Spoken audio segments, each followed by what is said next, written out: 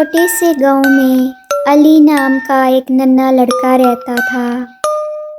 علی کو جانوروں سے بہت محبت تھی اور وہ اکثر گاؤں کے جنگل میں جاتا تاکہ مختلف جانوروں کو دیکھ سکے۔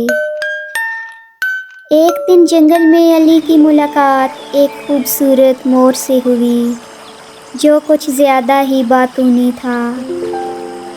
مور نے علی کو دیکھ کر کہا، ارے کیا تمہیں پتہ ہے کہ میں دنیا کا سب سے خوبصورت پرندہ ہوں؟ علی نے ہنس کر جواب دیا، ہاں تم واقعی بہت خوبصورت ہو، لیکن تم باتیں بھی کرتے ہو، یہ تو حیرت کی بات ہے۔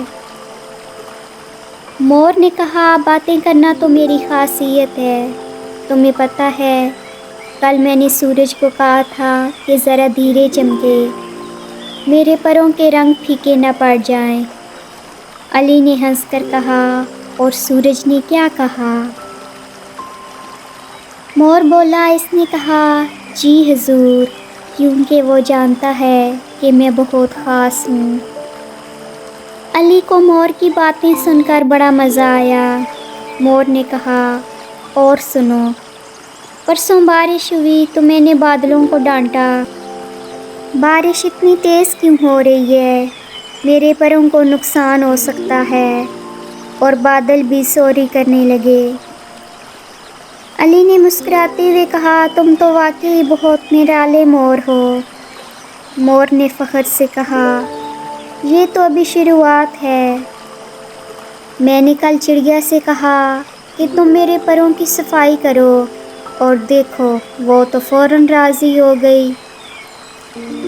علی نے شرارت سے کہا، لیکن اگر تم اتنے خاص ہو تو کیا تم مجھے اپنی ایک کوسے قزح جیسا خوبصورت پر دے سکتے ہو؟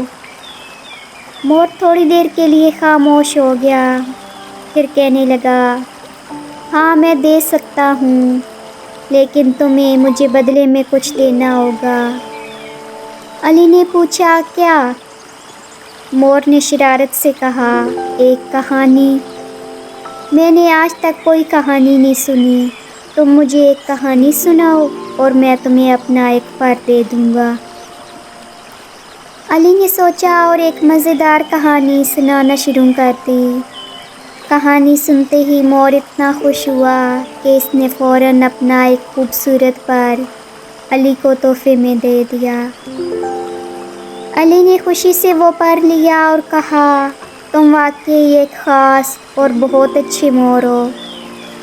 اس کے بعد علی اکثر اس مور کو کہانیاں سنانے کے لیے ملنے آتا اور بدلے میں خوبصورت پر لے کر جاتا۔ مور نہایت خوشی سے اپنا ایک پر اس کو کہانی سنانے کے بدلے میں دے دیتا۔ اس کہانی سے ہمیں سبق ملتا ہے کہ دوستی اور کہانیاں بانٹنا ہمیشہ خوشی لاتا ہے۔